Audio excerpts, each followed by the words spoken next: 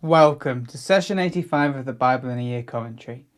If you started this series on the 1st of January, then today should be the 26th of March. Today we'll be looking at 1 Samuel 25 to 27 and Psalm 85.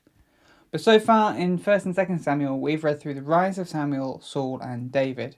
Samuel was born to Hannah, who gave him over to the priest Eli to serve in the tabernacle. We read as Samuel grew up in God's presence and grew in favour with God. But in contrast, Eli's own sons were disobedient and rebellious, as were Israel. And so God allowed the Philistines to defeat the Israelites, killing Eli's sons and leading to Eli's own death. Samuel stepped up to fill the gap and led the Israelites to repentance before defeating the Philistines, giving the Israelites a new era of peace. But as Samuel got older, the Israelites did not want his sons leading them, so they asked Samuel for a king. Samuel warned them that this king would oppress them, but they weren't interested. So Samuel gives them what they want and appoints a young man named Saul to be king. Saul led the Israelites to defeat the Ammonites who were waging war against them. Everything was going well, and so Samuel officially retires, warning the Israelites to continue to be faithful and obedient to God.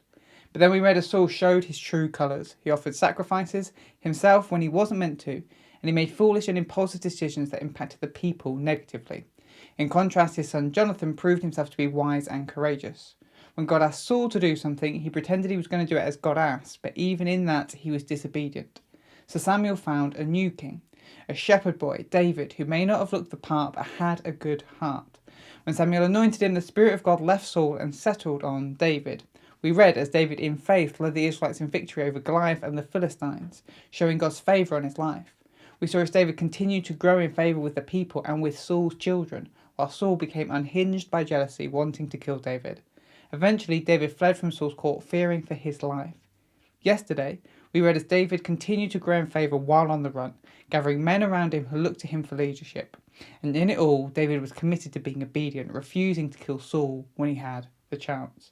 So let's look at today's reading, 1 Samuel 25 to 27. Today's reading opens on Samuel's death. This symbolised an end of an era for the Israelites. Now, well and truly, they were led by kings. There would be prophets that would rise up to advise kings, but none would have as much authority as Samuel. We then switch to the story of David and Nabal. David had been protecting Nabal's sheep and shepherds as he and his men roamed around. Eventually they get to Nabal's house on a feast day, and David asks if he and his men can join Nabal in the feast. Nabal was clearly fabulously wealthy, so it wouldn't have cost him much. But Nabal was arrogant and greedy, and so refused to offer David and his men anything. Here we see the first of David's mistakes. He gets angry and decides to kill Nabal and all his men. Fortunately, Nabal's wife Abigail hears about this and rushes out to appease David and offers him up the foods that they would have eaten at Nabal's table. She proves herself to be wise and an honourable woman, and David thanks her for keeping him from sinning. Yes, David was about to do wrong, but the important thing is that 1, he was first provoked by a foolish and arrogant man, and 2, he allowed himself to be persuaded otherwise by the wise words of Abigail. As a sign of God's approval of David's behaviour and disapproval of Nabal's behaviour, God strikes down Nabal for his greed, and David ends up marrying Abigail. Once again, Saul decides to chase down David.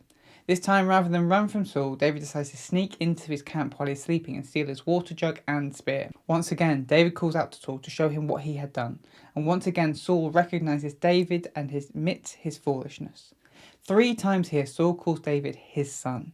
This is significant because this is the last time that David and Saul will meet, and here Saul is recognising David as his son and sends him off with his blessing.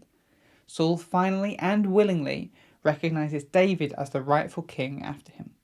However, David decides he can't trust Saul. Understandable. Realising that he will always be on the run, he decides to once again flee to the Philistines. This time, rather than pretending to be mad, David pretends to offer himself to fight on behalf of the Philistine king, Achish. Achish sets him up in one of the nearby towns, and David and his men go out to perform raids. Each day they would go out and raid towns that belonged to Israel's enemies, but when he came back he would tell Achish that he had been raiding the towns of Judah. In this we see the shrewdness of David. He continues to win security and trust of the Philistines, while helping serve God by defeating the Israelites' enemies. During this time he acquired wealth for himself and a reputation amongst the Philistines. But that's 1 Samuel 25 to 27. Now let's look at Psalm 85. This psalm is attributed to the sons of Korah and falls into the category of lament psalms. The complaint is implicit in the request that the psalmist makes. Here's a summary of the structure, but I would recommend checking out the written version of the commentary in the description to see the structure properly for yourself. But we start in verses 1 to 3, the declarations of trust. Verses 4 to 8, the request, and then verses 9 to 13, declarations of trust. The psalmist starts with a declaration of trust, highlighting where God has been faithful to the people in the past. In the past, God favoured Israel. When they sinned, he forgave them. He withdrew his anger from them and restored their fortunes. Next comes the request, and with this is the implicit complaint of the psalmist. Once again, the people have sinned and fallen short of God. So the psalmist asks that God restores them again and ends his anger towards them. Surely God will not be angry with them forever. Revive your people, God. Show them your steadfast love and save them. The psalmist asks to hear God again, for surely God will speak to his people. And at that, the psalmist is back to trust. God's salvation is near for those who fear him. In God, love and faithfulness meet.